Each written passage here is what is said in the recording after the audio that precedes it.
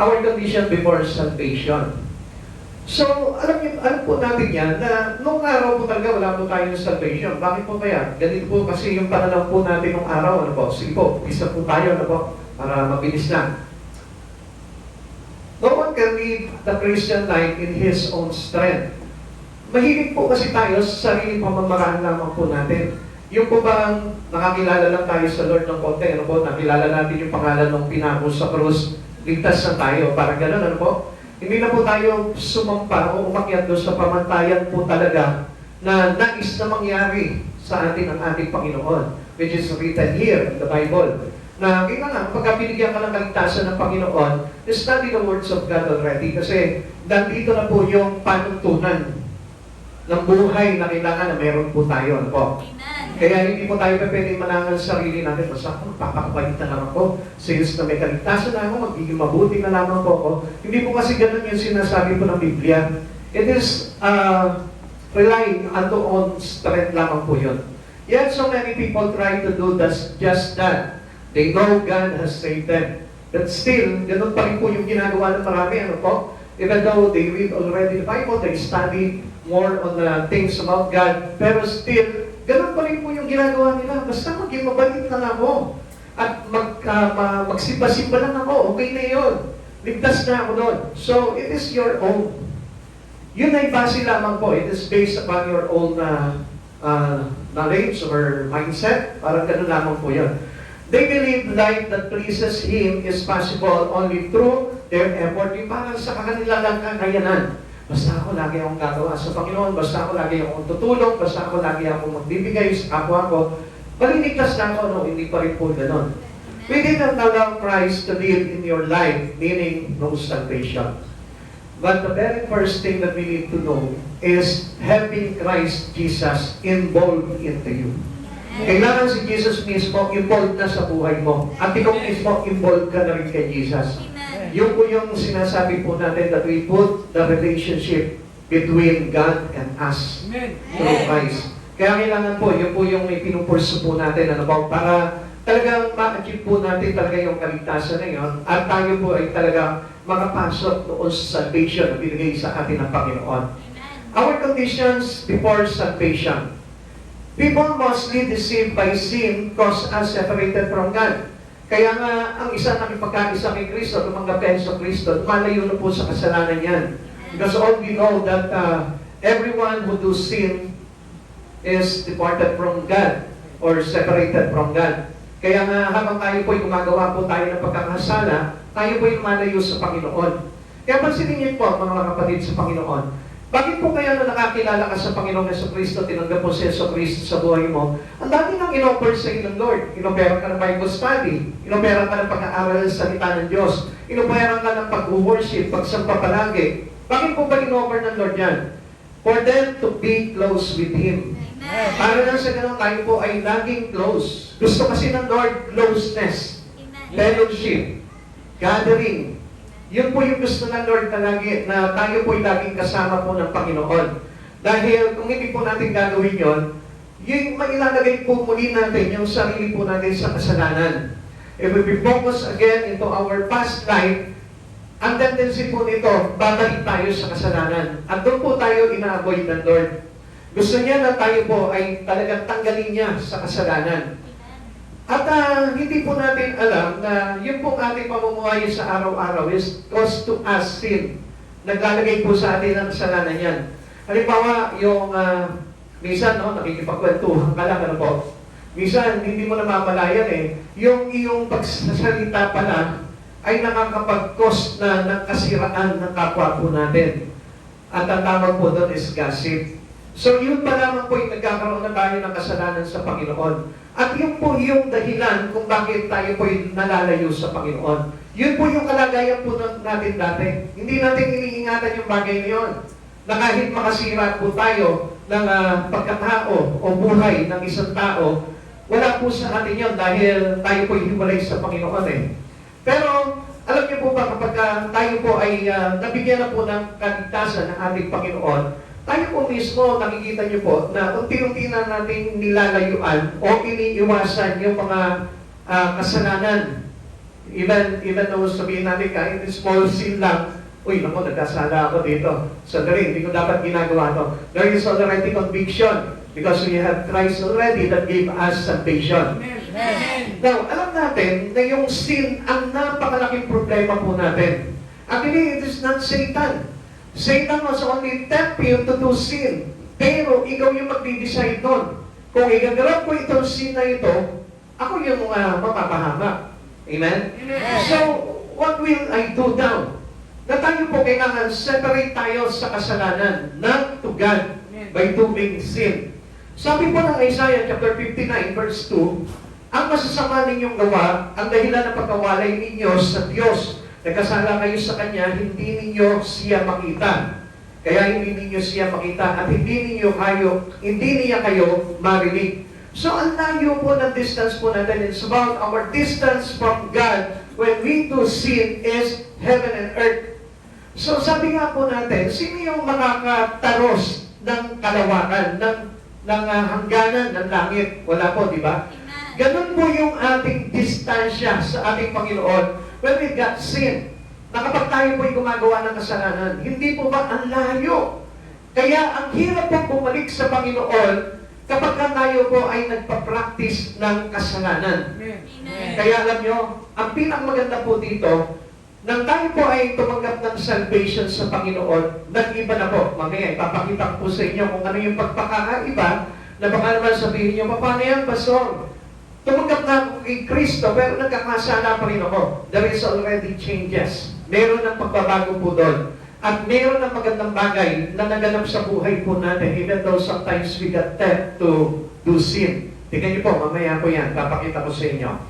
Sabi po dito, a life far away from God is a life far away from all. So what is this all na sinasabi sa atin ng Lord? All the promise of God. Lahat ng mga magagandang pangako ng Panginoon. Kaya nga, sometimes our sin make us sick. Amen? Amen. Na yung kasalanan mismo, kung minsan nagkakos po sa atin yan ng karamdaman, nagkakos po sa atin yan ng kahirapan, nagkakos po sa atin yan ng pagkadismay, nagkakos po sa atin yan ng pagiging depressed. So, ang daming pong cause sa atin ng sin. Kaya, a life far away from God is a life far away from all. Yung pangako po ng Panginoon na tayo po'y bibigyan ng buhay na walang hanggan, bibigyan tayo ng kagalangan, bibigyan tayo ng kapayapaan, that was all the promise of God. Doon tayo lumalayo kapag tayo po ay laging gumagawa ng pagkakasala. Yan yung kalagayan po natin dati. That was our past life before salvation. Pero ang kagandahan po dito, pag may salvation ka na, there is always conviction. Meron na tayong conviction and you feel guilty on doing sin. Hindi na ba yun dati parang ini-ignore mo lang yung kasalanan na gagawa mo? Okay lang yan. Ganyan talaga ang buhay. Di ba? Parang ganun lang po tayo. Pero nung tanggapin na po natin si Jesus sa buhay po natin, parang pag nakagawa po tayo, even though little bit lie to other, parang nakukonsensya ka na agad. Parang inuusig na agad yung budhi mo, naku, masama ito, bakit ko nagawa sa kanya ito? Yun ang kagandahan po doon. Before salvation, we were dead spiritually and under God's wrath. Ano po ito? Nung tayo wala pa po kaligtasan, wala pa si Jesus sa buhay po natin, ito yung kalagayan natin. Patay tayo spiritually. Now, ano po ba yung halaga ng spiritual life? Kasi we cannot be saved without walking and living into the Spirit of God. So, yung spiritual living, napakahalaga po niyan.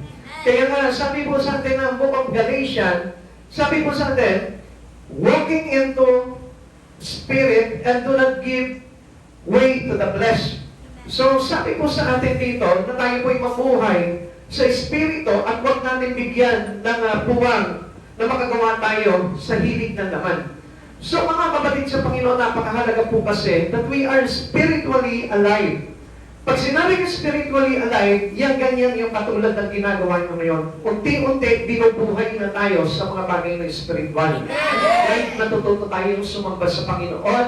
Binibigyan na natin pahalaga yung pag-aaral at pakikinig ng salita ng Diyos. Meron na puwang sa ating puso yung panalangin, yung pagbabasa ng Bible, yung pagiging matuwid, yung pagiging pakikipagkapwa-tao na nandun yun ang sentro ng Panginoong Jesucristo. Amen. So, nagiging mabuti na po tayo, ano po? Nagbubunga na po sa atin yun because we are alive already in the Spirit of Jesus. Amen. And we are no longer under the wrath of God. Wala na tayo doon sa ilalim ng poot ng ating Panginoon.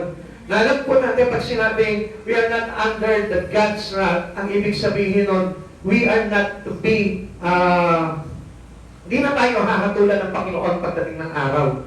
So, ibig sabihin, ligtas na po tayo. Ang ganda po, di ba? Amen. Yan. Kaya, kailangan po, mag-trace out po natin, sarili po natin, if I don't really have this salvation in my life, or andun pa rin po ako before, our condition is before salvation pa rin ba? O nandun ka na sa pagtanggap mo ng kaligtasan sa ating Panginoon. Tingnan niyo po yung sinabi po dito sa Ephesians chapter 2, verse 1 to 3. Noong una'y patay kayo dahil sa inyong mga pagsuway at mga kasalanan. Sinusunod ninyo noon ang masamang takbo ng mundong ito at napailalim kayo sa pinuno ng ng kapangyarihan sa impapawid. Ang Espiritu naghahari sa mga taong ayaw pasakop sa Diyos. Ang totoo, tayong lahat ay dati ring namumuhay ayon sa pagnanasa ng ating laman at sumusunod sa mga hilig ng katawan at pag-iisip. Kaya lang sa ating likas na kalagayan, kabilang tayo sa mga taong kinapupukutan ng Diyos. So, ibig sabihin po nun, under judgment pa rin po tayo. So, mga kapatid sa Panginoon, dati kasi, ang buhay po natin, hindi mahalaga yung tinatawag na salvation. Amen? Amen. Kaya tanungin mo ngayon sa oras nito sa katabi mo, tanungin mo sa kanya, mahalaga na ba sa iyo yung salvation mo? Mahalaga na ba sa iyo yung salvation mo? So, ibig sabihin yan, kapag mahalaga na sa iyo yung salvation mo, ito na po yung mga bagay na kailangan na mangyari maganap sa buhay natin. Nakikita na that we are being spiritually alive. Pakisabi nga mo, spiritually alive. Spiritually alive. Sa Tagalog, buhay sa Panginoon. Buhay sa Panginoon. Buhay spiritually. So, pag buhay tayo spiritually, mayroon na po tayong relation and involvement to Christ. So, ibig sabihin yan, hindi na binabalbas si Christ sa buhay natin. O, diyan ka lang, Christ, ha? Marami akong gawain ngayon. So, diyan ka muna ngayon. Hindi. Being part na po siya ng buhay po natin. Sa lahat ng magkakataon, paggawa mo, kasama mo na si Kristo. Yun po yung spiritually alive.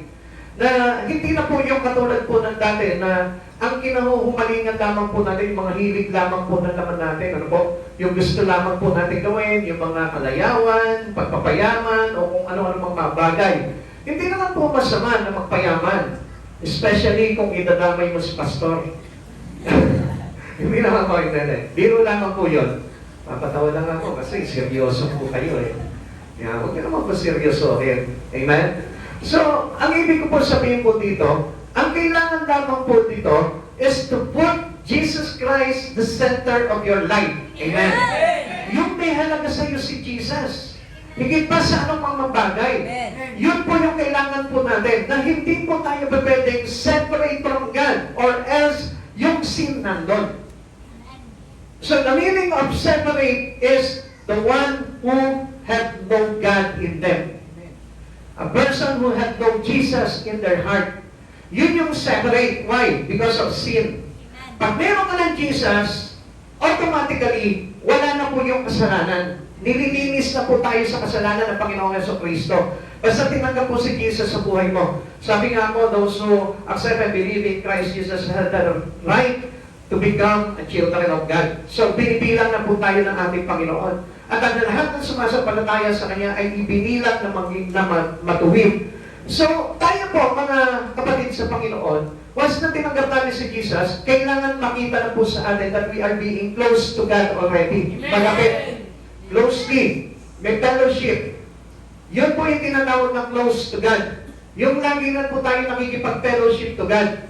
Yun yung tinatawag na spiritually alive. Nakuha niyo po yung sequence po ng sinasabi ko po sa inyo. Sin separate man to God. Dahil sa kasalanan. Then, dumating si Jesus para hugasan at linisin tayo sa pagkakasala. Si Jesus, yun naging tagapamagitan natin, our mediator to the Father. Kaya ngayon, nakakalapit na tayo sa Ama. At yung sin, wala na po kapangyarihan sa atin yan because of what Jesus did on the cross. Amen. Naintindihan mo? Maniwanag? Kaya lang, ang kailangan po na maging condition po natin after salvation is being close already to God. Yung tinatawag na fellowshipping with God. Ngayon, paano tayo magkakaroon ng fellowship with God?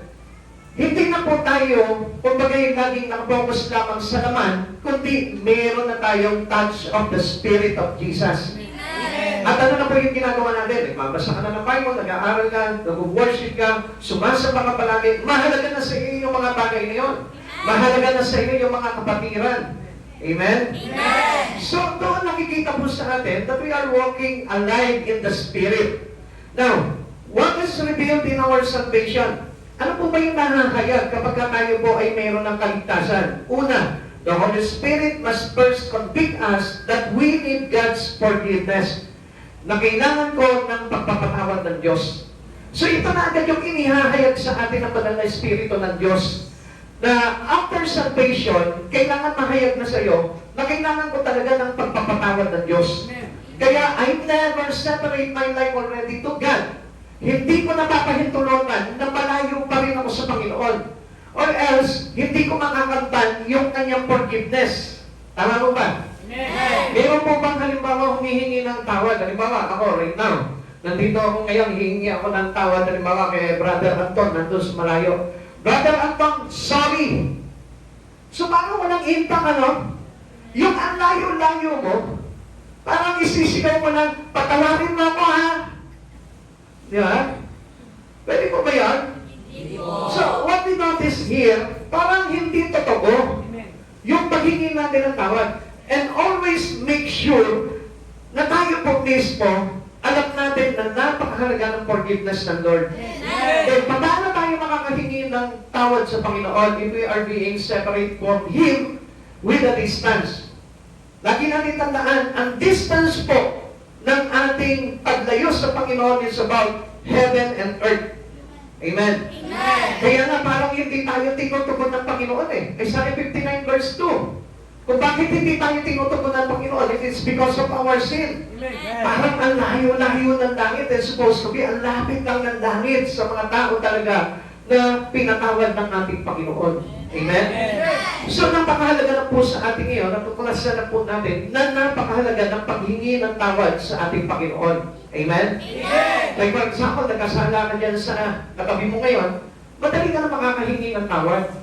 Hindi yan yung paghingi ng tawad na naka-cross finger ka sa likuran. Amen?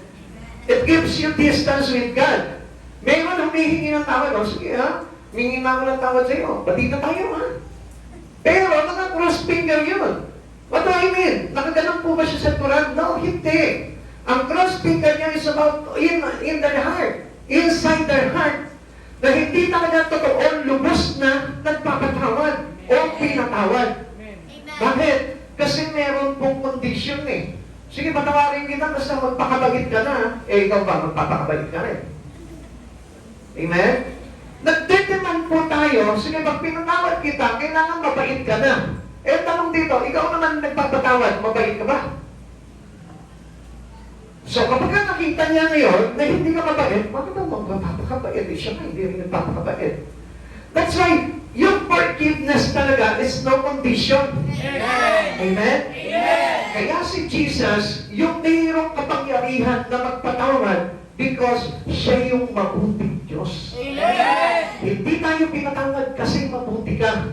Kundi pinatawad tayo ng Panginoon kasi mabuti ang Diyos. Mabait ang Diyos at hindi tayo ang mabait. Amen? Kaya kung papansinin po natin, wala tayong manisusumbat sa Diyos. Lord, ikaw nga hindi ka ganito eh. Ikaw nga hindi ka ganyan eh.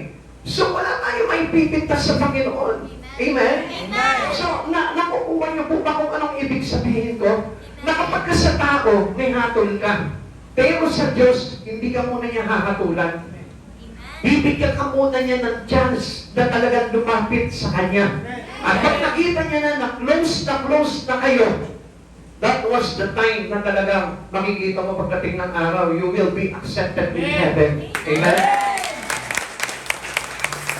Kaya nga, mayroon po Holy Spirit eh. Ang Holy Spirit po is to convict us that we need to forgive, to have this forgiveness from God. Dahil tayo po mismo ay talaga nagkasala. Tingnan niyo ba?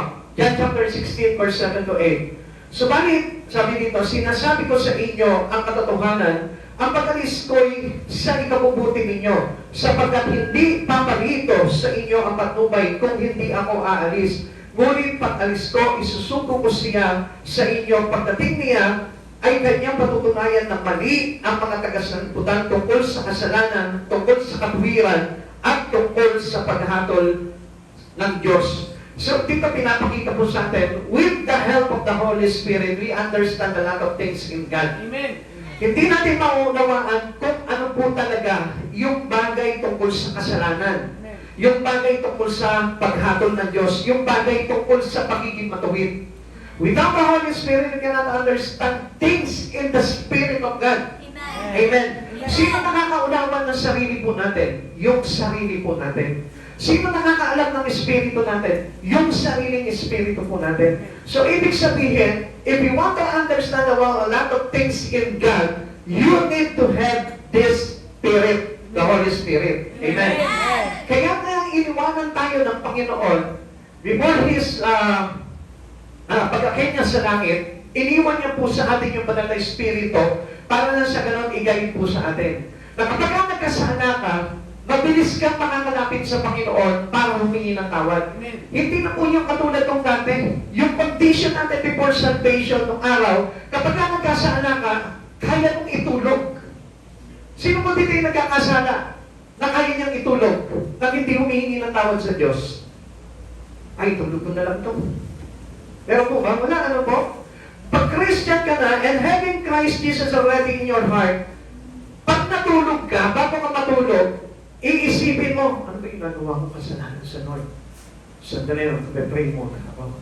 It is the power of prayer with forgiveness. Amen. Lord, patawarin mo ko sa lahat ng mga naging kasalanan ko sa paghapong ito. Nawa, sumagana ako sa Espiritu mo at sa pagpapatawad mo upang nang sa ganon, sa pagtulog kong ito, payapa ang aking Espiritu at kalooban upang nang sa pag-gising ko ay magpanibagong sigla ako na haharap upang magpuri sa iyo. So, nakikita na po natin yung difference nun. Dati kapag gumawa ka ng kasalanan, tutulog ka na agad, nakangiti ka pa. Parang tuwa-tuwa ka pa, nagawan mo ng kasalanan yung kapwa mo.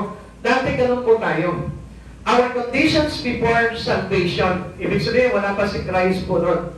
Kaya ngayon, binigyan tayo ng Holy Spirit, at yung Holy Spirit na yun, yun yung conviction mo. Asa mo ngayon may conviction?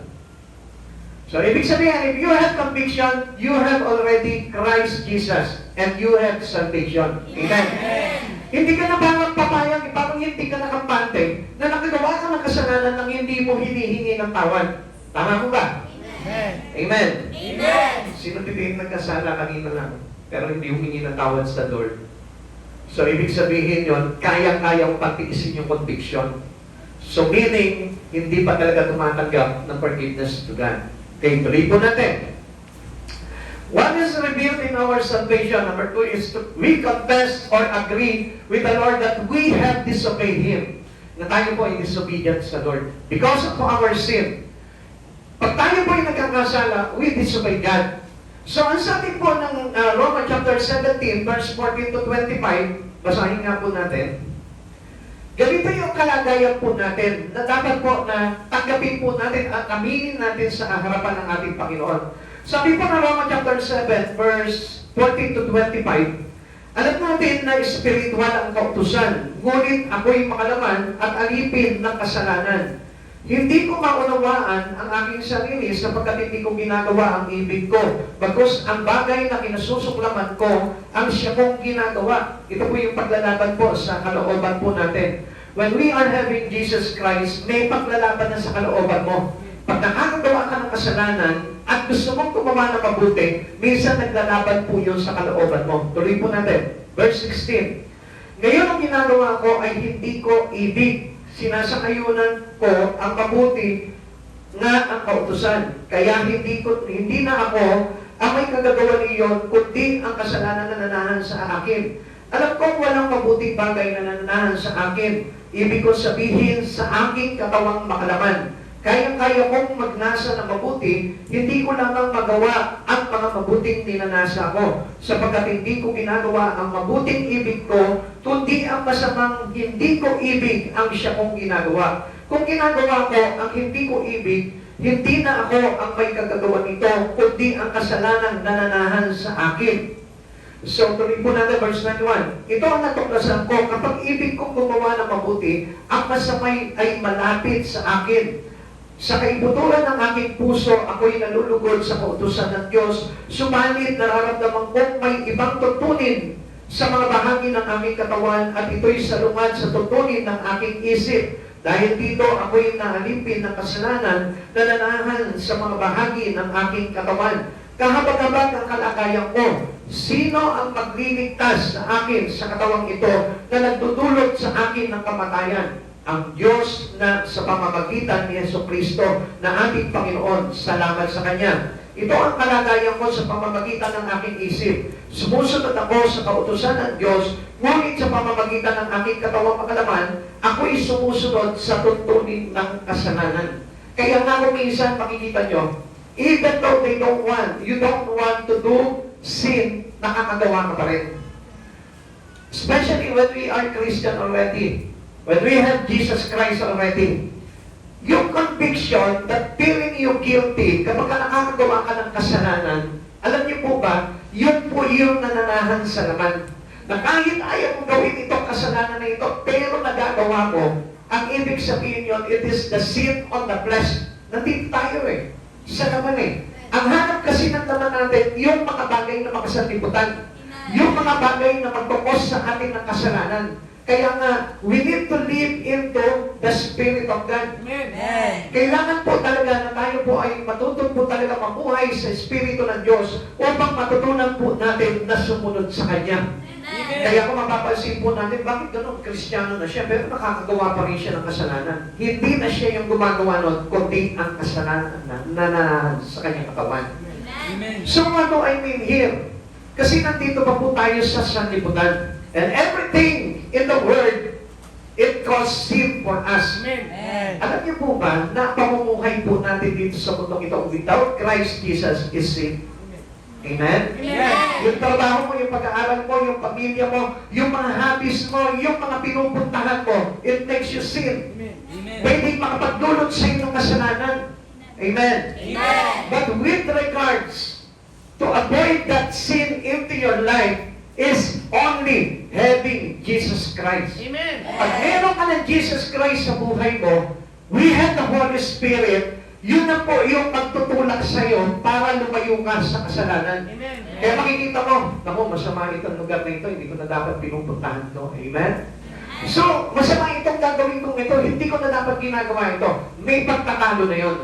So, ibig sabihin po nito, nandun na si Jesus. Pero kung walang paglalakad sa kalooban mo, you still allowing sin without any conviction, without any feeling guilty. Nagagawa mo yun openly. Nagagawa mo yun ng bukas sa kalooban mo at sinasadya mo, I tell you, wala pa si Jesus. Wala pa yung Holy Spirit na nagko-convict sa iyo. Kaya nga, mga kapatid sa Panginoon, having Jesus Christ is the best thing that we ever had in our human body. Amen. Kailangan na itong katawan na ito ay punuin natin ng Espiritu ng ating Panginoong Jesucristo. Amen. Kaya nga, sabi nga po sa atin, Romans chapter 10 verse 9, kung ipahahayag ninyo ng inyong bibig na si Jesus ay Panginoon at buong puso kang sasampalataya na siya'y muling binuhay ng Diyos, maliligtas ka. So, napakadali lamang po na ma-overcome po natin yung sin. Hindi natin ma-overcome ito through our own strength, kahit magpakabuti ka. Kung wala si Jesucristo sa buhay mo, hindi mo ma-overcome ang sin. Sapagkat ang pagpapatawad ay na kay Jesucristo po lamang. Amen. If you really believe in Christ Jesus, you have salvation. Amen. Kung totoo kang sumasampalataya sa Panginoong Jesucristo, you will separate your life into the sin of this world.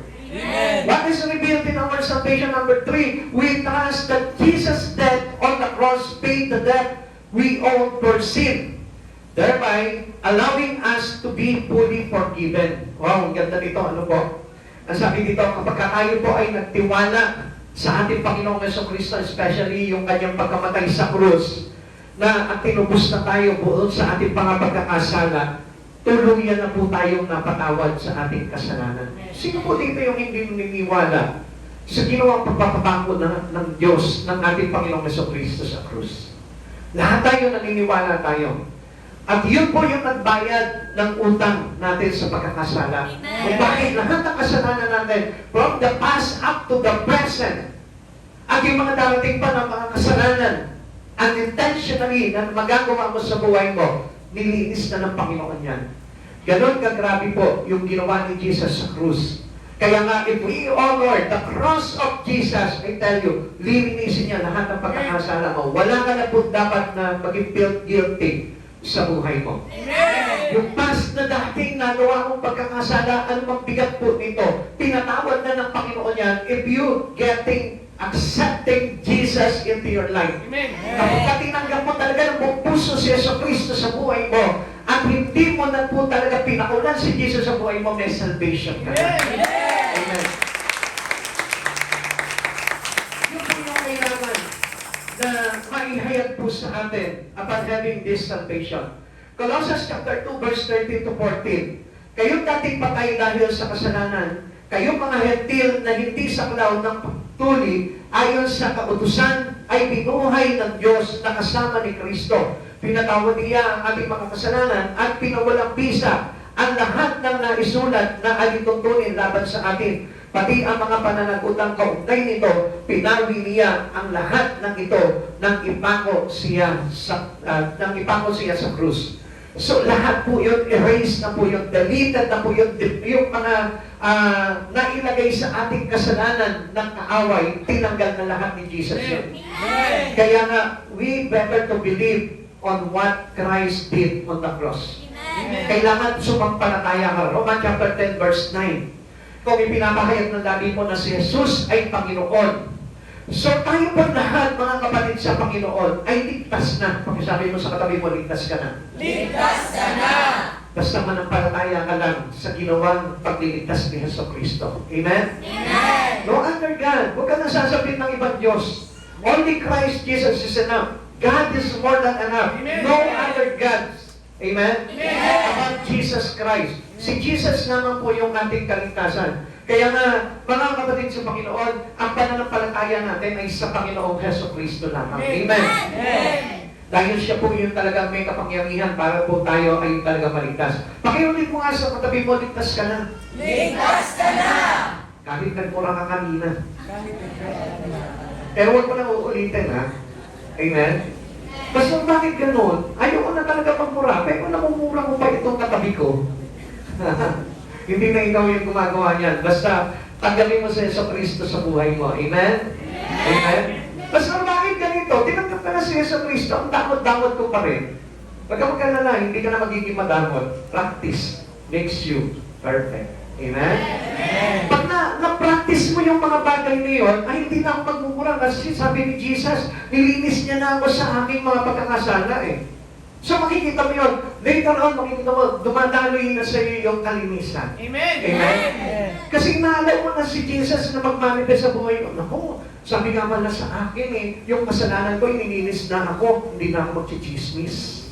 Yan. Avoid every sin. Yung mga bagay na ito, sabi ni Pablo, kung ano yung bagay na mabuting ninanasa ko, ay hindi ko magawa. Kundi yung masama na hindi ko ninanasa, ang ginagawa ko. Bakit? Kasi tuso si Satan eh. Amen? Amen. Isang gugulati ka ni Satan para magmura ka. Amen? Paliwala yung katabi mo ngayon. Sandali, wala na yung paborito ko ah. Hindi, may paborito po kasi ako dito eh. Kasi gusto ko po kasi palagi na nakikita ko siya. Bakit? Kasi gusto ko po talaga, I am very interested with this spirit na talagang gusto ko talaga mailigtas siya sa Panginoon. Kaya lang, wala na. Wawa naman. Hello? Di ko na siya nakikita. No, matagal na, ano po? Amen. O sige, sabihin mo sa katabi mo, ligtas na tayo. Ligtas na tayo. So, siguro na sino kaya iniisip nila sa prayer. Hindi, lagi ko po talaga binabagod sa prayer yun eh. Kinakasaot ko palagi kung ano yung bagay na ano. Kaya lang, pati siya nakasaot. Bakit ganun? Hindi mo lamang po. Pero I hope na meron na siguro pinuntahan, kaya wala po siya. Amen? Amen? So, nasa na tayo? Nawala na tuloy ako eh. Yan. Na tayo po lahat ay ligtas na po. Even though sometimes nakakagawa po tayo, ano po? Kasi si Satan po, ganito po yan. Minsan gugulatin tayo ni Satan. At minsan mabibigla ka, ano po? Kapag halimbawa, bigla kang ginulat ni Satan, bigla kang napabigkas ng masamang salita, ano po? Di ba? Minsan may pagkakataon, ay, ba't ako sabi yun? Di ba? Naghihiya na tayo. Di ba? Yung halimbawa, yung batian natin, di ba? Bilang magkakaibigan, minsan, oy, pangit! Di ba? Nga pala, sabi ni Pastor, wala pa ng pangit na tao. Amen? Ang pangit yung nagsasalita ng pangit. Kasi kung ano yung lumalabas sa bibig niya, yun yung galing sa puso niya. Amen? Amen. So lahat na po tayo nilinis na ng Panginoon, kailangan malinis na yung lumalabas sa puso po natin, lumalabas sa bibig natin. Amen? Amen. At yun po yung sign na meron na tayong salvation. Amen? Amen. Pero may problema tayo. Ako, Pastor, ano yung problema na yan? Pambayad ba yan? Pastor, kami rin may problema dyan. Hindi, ito po yung problema natin. Even though we are already saved, pakisigaw mo nga ulit sa katabi mo, sabihin mo, ligtas tayo. Ligtas na tayo. Are you happy? Amen. Oo, talaga? Amen. Talaga dapat maging masaya tayo. Kasi may problema pa tayo. At ano yung problema natin? But we still have two problems. Dalawang problema. Una, pera. Pangalawa, asawa. Hindi yan. Nakarelate naman yung mga nanay na nandito, oh. Kasi si Mister hindi nagbibigay ng pera eh. Kaya problema yung asawa. Hindi yan. Hindi yan yung problema po natin. Napakasimple problema lamang po yan na kaya-kaya po natin na i-overcome agad yan. Amen? Pag hindi ka mabigyan ng pera ni Mister, ikaw ang magbigay sa kanya. Unawaan lang yan eh. Amen? Naintindihan niyo? Ha? O sino din yung mga Mister na hindi maintindihan yun? Ay, yung mga misis. Taas yung kamay ng mga misis. Taas ang kamay. O wala na nagtataas ng kamay. No? Ayan, kaya hindi kayo binibigyan ni Mister kasi kayo mismo hindi kayo marunong magbigay. Amen? Buti na lang ako, lagi ako nagbibigay sa misis ko. Mga bibis ko ah. Di ba? Pag hindi ka mabigyan ni Mister, ikaw ang magbigay sa kanya. Amen? Eh kaso nga, nagbibigay ka nga, iba naman binibigay mo. Ano, joke ba? Wala ka na naman na ibigay niyo. Tapos maghahanap ka ng ulam na masarap. Huwag ganun. Amen? Kung meron ka may bibigay sa kanya, nabigyan mo siya, masahihin mo siya, uy, mamaya, magbibigay na siya. Di ba? Pero ano kayo kasi manuyo? Amen? Okay. But our two problems still, number one, our world is full of rebellion, disobedience, corruption, and wickedness. Kaya hindi po tayo makakaiwas sa mga bagay niya ito. Because we are still on this world. Nandito pa rin po tayo. At yung mundo po natin ay punong-puno ng mga ganitong klaseng tao. Na kailangan po na mailapit po natin sila sa Panginoon. Or else, pwede tayo maapektuhan po muli nila. Pero ang kagandahan po nito, we are covered and sealed by the blood of Jesus. At yung tugon ni Jesus na yun, na even though na sometimes nakakasalumuhan natin yung mga ganitong mga klaseng tao na wala pa sa Panginoon, still tayo po ay nababalutan ng kabanalan ng ating Panginoon. And number two problems that we have still in our life is, we still have what the Bible calls the flesh. Nandito tayo sa laman. Pakisabi mo nga, nandito ka sa laman. Nandito ka Ito, sa laman. laman. Yan. Itong katawan natin na ito. Kaya tayo laging nakakagawa pa ng kasalanan because we are still on the flesh. Ang laman, ayaw ng mga bagay sa espiritu. Tandaan mo yan, kaya kanina ayaw mo magsimba eh. Kaya kanina, di ba, parang nabibilit ako, magsisimba ba ako o hindi? Naglalaban yung espiritu mo. Tsaka yung laman mo. Pag nanalo yung laman, ayun, tulog ka sa bahay. Pag nanalo yung espiritu, yan, magja-church ka yan. Amen? Sabi nito, we still have what the Bible calls the flesh, or the part of us that, because of all patterning, desire to rebel against God. Ito yung laman. Ang naman kasi, ang kinahumalingan nito yung mga bagay na makasalibutan. Yung mga araw-araw na ginagawa natin nang walang kaugnayan kay Kristo. Kaya nga sabi ko nga sa inyo, kung magtatrabaho ka nung hiwalay kay Kristo, laman yan. Amen? Kung mag-aaral ka, magpapamilya ka, maglalakwatsa ka, without Christ Jesus, kung hindi accompanied by Christ, all in the flesh. Kaya nga kailangan maging sentro na lahat ng bagay na ginagawa mo, sa isip, salita, at sa gawa, kailangan si Jesus kasama mo. Amen.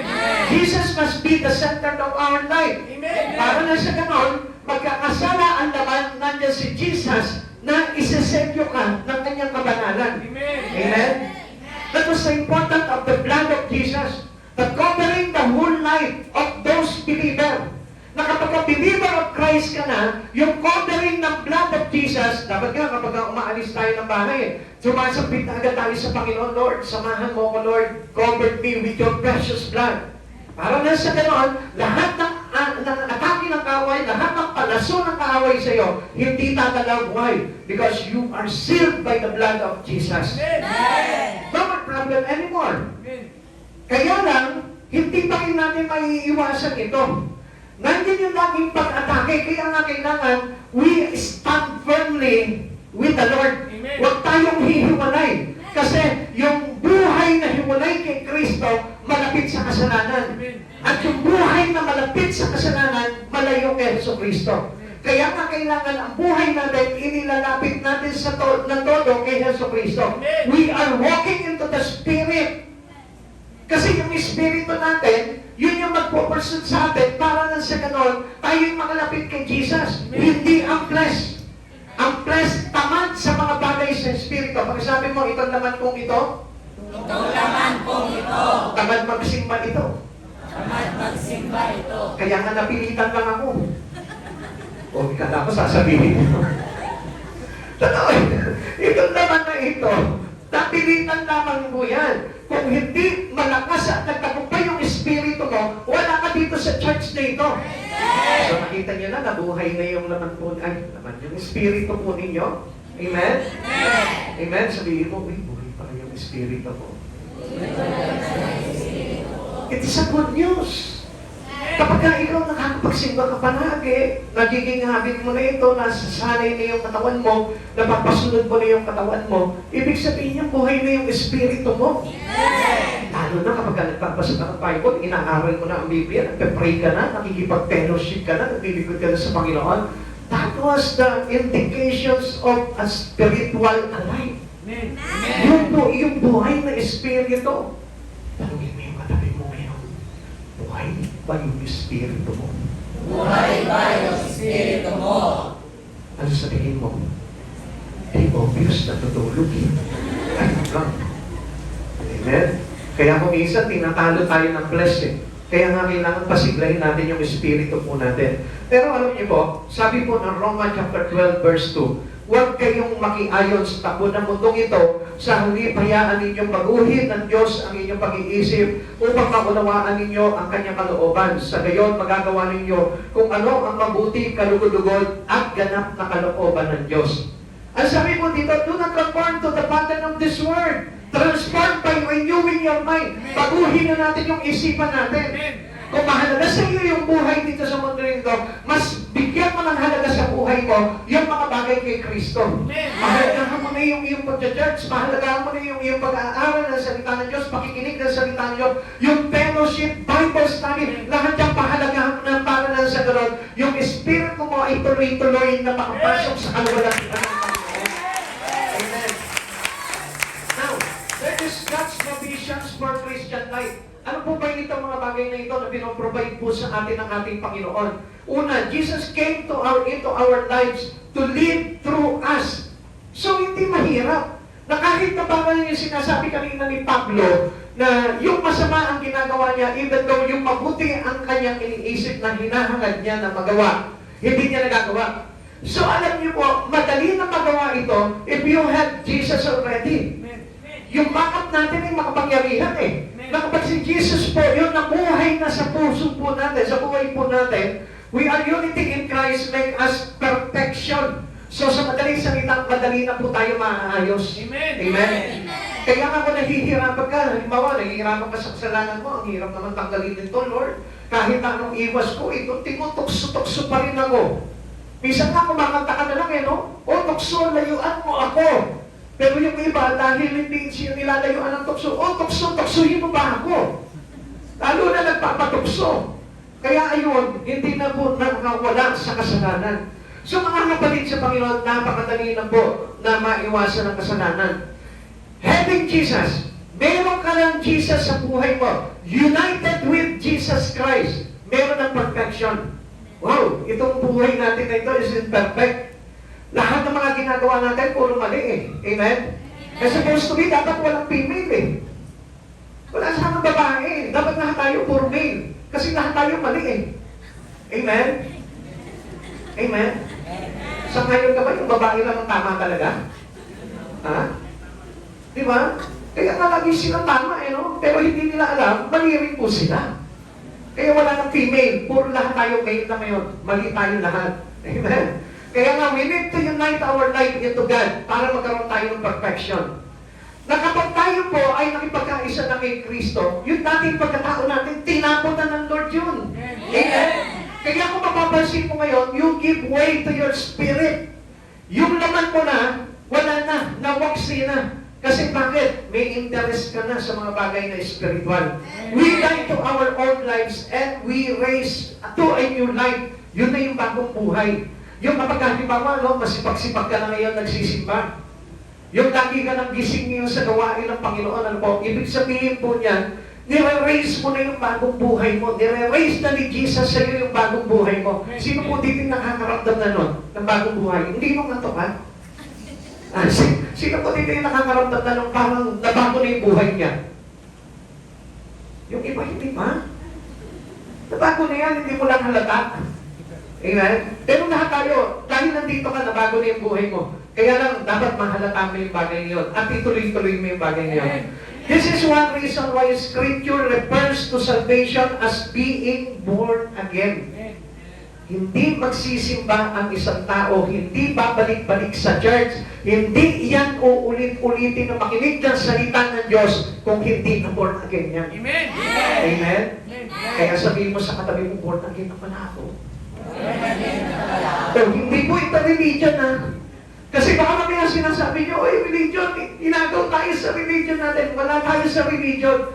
Yung born again na tinutukoy natin dito, yung Espiritu ni Jesus pumasok na sa atin. Amen?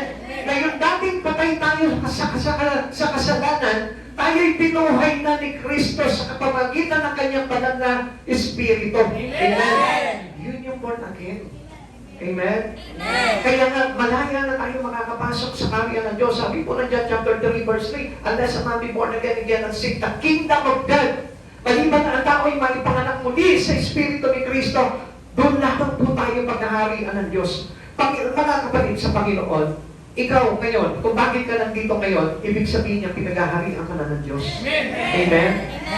Diretso mo na yan, tuloy-tuloy mo na yan.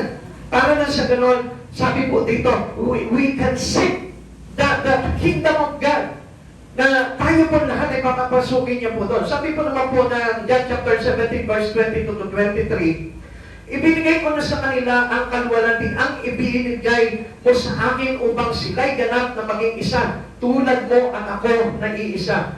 Ako'y nasa kanila at ikaw ay nasa akin upang lubusan nila silang maging isa. Dahil dito malalaman ng sanlibutan na isinugo mo ako at sila'y pinamahal mo katulad ng pagmamahal mo sa akin. So, the same thing with Christ Jesus. No? Kung ano po yung si Jesus at yung Ama ay nagkaisa. Amen.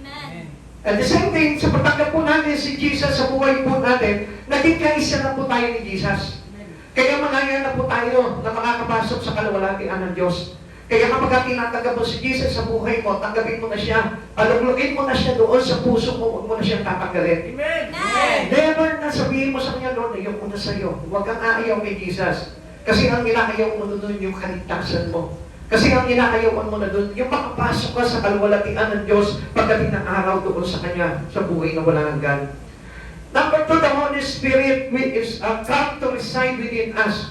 So, ibig sabihin po nito mga kapatid sa Panginoon, clarify ko naman po sa inyo na po. Si Jesus po una, pumasok sa buhay natin. Ito yung pinrovide po sa atin na sa Christian life. Ano po? Unang-una, si Jesus pinapasok po sa buhay natin para manahan. So para sa buhay po na ito, na tayo po kung parang strange tayo sa mundo eh. Basta grab lang tayo ng grab ng opportunity ng mundo eh. Pero dahil sa kagandang loob ng Panginoon, pumasok siya sa buhay natin para manahanan po sa atin. So ang ibig sabihin po dito, pag nanirahan na si Jesus sa buhay mo, mayroon ka ng katuwang. Amen? May kakampi ka na.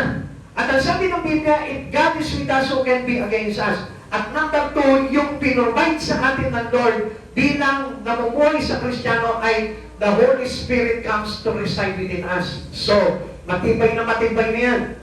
Jesus as the Son of God and the Holy Spirit, the Spirit of God. Amen. So, napakatibay na yan. Dumating sa buhay natin si Jesus. Bumaba siya dito na nakipamahayan po sa atin.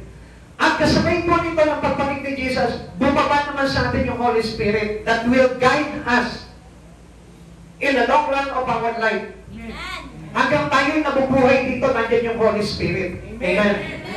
Huwag ka lang mananatili sa kasalanan kasi namamatay po yung Espiritu na yun sa buhay po natin. Now, when we rely on Him, He help us think, act, and react as Jesus would in our place. So ito na po ngayon yung magsasabi sa iyo, ito yung ugali ni Jesus na kailangan maging ugali mo. Ito yung kanyang gawain na kailangan maging gawain mo. So inihihilig po tayo ng banal na Espiritu sa mga bagay na ginagawa ni Jesus. Amen. Kaya hindi mo napapansin. Dati nakikita ko, di ba, wala ka talagang, parang wala kang puso sa pagcha-church. Sino ko dito yung dati hindi nagcha-church? Taas ang kamay. Yung totoo lang, kahit sa Catholic, hindi siya nagcha-church. O di ba? Isa na rin po ako noon eh. Tamad po talaga ako mag-church po nung araw, lalo na nung binata po ako. Ayoko po talaga. Pakiramdam ko parang geologs kapag nag-church ka eh. Amen? Di ba yung mga lalaki? Sino dito yung parang nahihiya ka kapag nag-church ka? Naku, kaya lalaki ako. Ang totoong tunay na lalaki nag-church siya. Amen? Amen? At ang mga magagandang babae, lagi rin laman ng church yan. Amen? Sino dito yung magandang babae? Pero hindi nag-church, hindi ko maganda. Lahat na nag-church, magaganda yan. Bakit? Kasi nandun na nakareside na sa kanya si Jesus at yung Espiritu ni Jesus. Amen? Kaya ngayon, ito yung tumutulong sa atin ngayon na mag-isip ng tama. Mag-isip ng ayon sa kalooban ng Panginoon. Mag-react at umaksyon sa mga bagay na ginagawa po natin sa araw-araw. John chapter 14, verse 16-17, dadalangin ako sa Ama upang kayo'y bigyan niya ng isa pang patnubay na magiging kasama ninyo magpakailanman. Kasama natin, ano po? Hindi po ito si Mel Campo, ano po? Panginoon nga doon sa katabi mo, kasi narinig niya magpakailanman eh. Hindi si Mel Campo yan, yung Holy Spirit daw ang sabi dyan. Sabihin mo sa katabi mo, kasama natin magpakailanman ang Holy Spirit. Kasama natin yung pakailanman ng Holy Spirit. Verse 17, siya ang Espiritu ng katotohanan na hindi matanggap ng sanlibutan sapagkat siya ay hindi nakikita ni nakikilala ng sanlibutan. Ngunit nakikilala ninyo siya sapagkat siya ay nasa inyo at siya ay nananatili sa inyo. Yan yung dahilan kung bakit nagsisimba ka na. Yan yung dahilan kung bakit tumitibok na yung puso mo kay Kristo. Yan yung dahilan kung bakit may simpatya ka na sa words of God. Amen. Dahil sa Espiritu ng ating Panginoon, nakasama natin magpakailanman. Amen?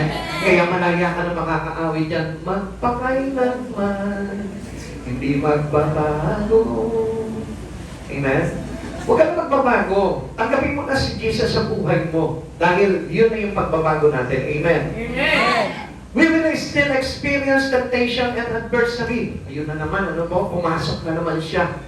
Yung kasalanan po kasi, galing sa kaawayan.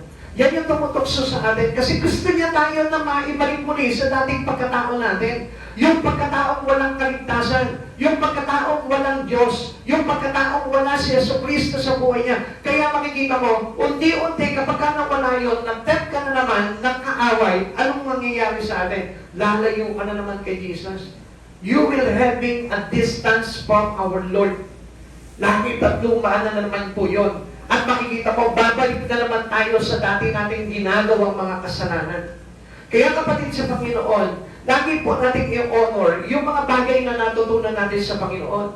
At in honor po natin na lagi po tayo nakadikit sa ating Panginoong Jesucristo. But now we know it's not necessary to face those things in our own strength. Hindi na po natin yan lalabanan ng mag-isa lang, kundi we have Christ already. Kaya sabi niya nga po, if God is with us, who can be against us? Wala nang laban sa atin kung nasa atin si Kristo. Sabihin mo sa katabi mo, kasama ko ang Diyos. Kasama ko ang Diyos. Yan. Kaya wag mo na akong aawahin. Sabihin mo sa katabi mo. Yan. Kasi tingnan nyo, kaya pala ayaw ng Diyos na may kaaway tayo. Alam niyo kung bakit? Kasi sabi mo, meron kang Jesus. Taasan ko lang may mga Jesus sa buhay niya. O tingnan nyo, lahat kayo, meron Jesus. Paano pag nag-aaway kayo? Sino pinag-aaway nyo? Si Jesus, saka si Jesus. Nag-aaway silang dalawa. Kaya sabi ng Biblia, no fighting Christian. Wala na pong pag-aaway sa mga Kristiyano. Amen? Amen. Amen. Amen. So ngayon, may binigay po sa ating step o hakbang para tayo po ay magkaroon ng desire na mamuhay tayo ng ayon kay Jesus. What step should you take if you decide to let Jesus live His life through you? Ano po ba yung mga hakbang na ito? Na para sa ganun, manatili po sa atin si Jesus. Number 1 is admit your failure. Kailangan tayo po mismo. Aminin natin na tayo po ibigo sa pamumuhay na ito kung wala si Kristo. Huwag mo sasabihin, kaya ko itong buhay na ito. Huwag mo sasabihin na hindi ako magkakamali, hindi ako masisira ko kahit wala si Jesus. Acknowledge that you have tried to live the Christian life and been unsuccessful. Huwag mong sabihin na kahit wala si Jesus, nagtagumpay ako. Never. Ang tagumpay mo, galing kay Jesus yan. Nakakatao mo yung sinabi po sa atin, nakasama po natin magpakailanman ng banal na Espiritu Santo. Kaya kayo nagtagumpay, it is because of real Him. Siya mismo po yun eh. Kaya lang hindi natin ina-acknowledge sa buhay po natin yun. Lagi po natin kina-claim yung credit. Lagi tayo po yung nag-credit ng mga bagay na akala natin, tayo talaga ang may gawa. Amen? Pero lahat ng ginawa natin, apart from Christ Jesus, is failure. Amen. Amen? Lahat ng decision and plans natin, lahat ng mga pangarap natin, lahat ng achievements natin, without Christ Jesus is failure. Amen. Yung trabaho mo, wala si Jesus, failure ka. Hindi ka magtatagumpay, hindi ka kikita kung wala si Jesus. Amen. Kaya nga lagi sasabihin mo, I am wrong, I was wrong, pero kung hindi dahil kay Jesus, hindi talaga magiging tumpak ang buhay ko. Amen. Number 2, confess your inadequacy. Ano po sabi po dito? Na kailangan mo na ikaw mayroong kang kakulangan. Hindi ko lang kulang ha. Sabihin mo sa katabi mo, hindi ko lang kulang, may kakulangan lang. Amen? Ano yung kakulangan na yun? We are not having enough strength. Amen? Enough knowledge. Kulang tayo eh. Amen? Kaya nga sabi ng Lord, humingi ka sa Kanya. Amen. So, kailangan natin ng lakas. Humingi tayo. Philippians 4:13. Amen? Kailangan natin ng karunungan. James chapter 1 verse 5. So, sa Kanya natin matatagpuan lahat ng mga bagay na yun. Amen. At kailangan lamang po na ipahayag natin sa Panginoon, Lord, kulang ako kung wala ka. Apart from you, I can do nothing. Amen. Apart from you, I am empty. Amen. Realize that you cannot achieve spiritual victory on your own. At mas lalo na po na hindi tayo talaga magkakaroon ng spiritual relation kung hindi sa tulong ng ating Panginoong Jesucristo. Number 3, acknowledge that Christ is sufficient.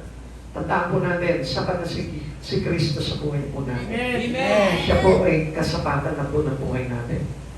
Kaya nga po minsan, alam niyo, marami po tao, patuloy pa rin po mapaghanap sa buhay po nila. Even Christians today, naghahanap pa rin po ng mga bagay-bagay sa buhay nila. Alam niyo, kaya po hindi masatisfy yung buhay natin. Kasi di Jesus ka na, pero hindi mo ina-acknowledge sa buhay mo na sapat na si Jesus sa buhay mo eh. Na parang sinasabi mo, Lord, I cannot live without you. Pero kailangan may pera ako.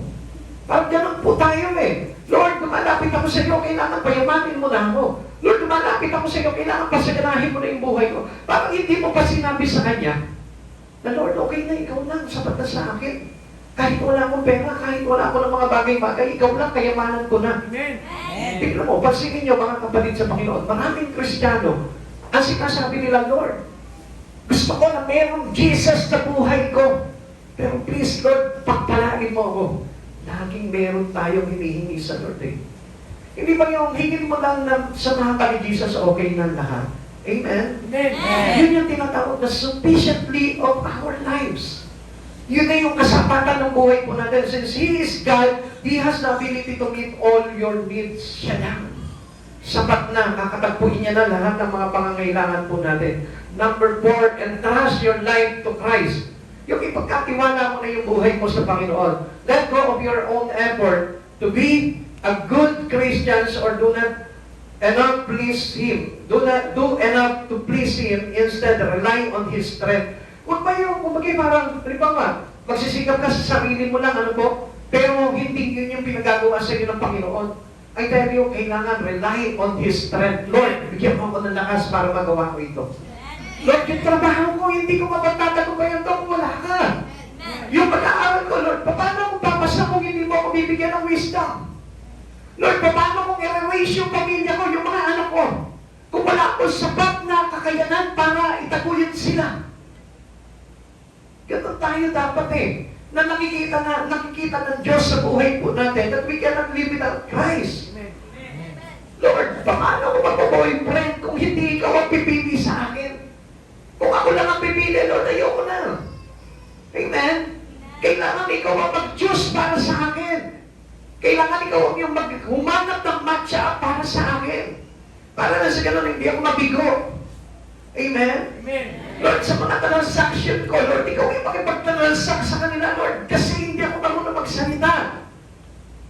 Baka madaya lang ako, Lord, baka mag-fail lang ako, Lord, baka mag-bankrupt lang ako. Pero kung ikaw yung mangungusap, at ikaw yung Diyos na mangunguna sa akin, Lord, I tell you, sa iyo mismo magkatagumpay ako. Ganun po dapat tayo. Amen? Amen. Sa Diyos natin hinahanap yung tagumpay po natin. We entrust our life to Him. Amen. Amen? Even our children. Minsan yung mga anak natin, sige, anak, aral lang ng aral. Kalimutan mo muna ang Diyos. Kapag hindi pa pwede yun eh. Dapat anak, pag nag-aaral ka, dapat kapalitid ka. Amen. Amen. Tatay, nanay, kapag ka nagtatrabaho ka, kailangan kasama ang Diyos. Amen. Amen? Amen. Be like David Hart. Tandaan niyo po si David? Si David, a man after God's own heart, hindi siya pumayag na wala sa puso niya palagi si Jesus. Hindi siya pumayag na hindi po siya palagi ini-instruct ng mga salita ng ating Panginoon. Hindi siya papayag doon. Amen. Number 5, confess it to be true. Kailangan sabihin mo sa sarili mo, pagtapat mo sa sarili mo, ito ang katotohanan. In other words, state out loud.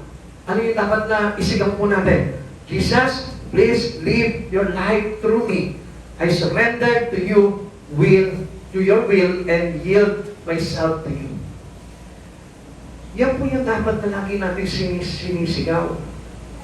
Na parang nakikiusap ka sa Panginoon, Lord, please live in me. Mamuhay ka sa buhay ko. Yung sabihin mo sa Panginoon, Lord, huwag kang hihiwalay sa lahat ng bagay na ginagawa ko.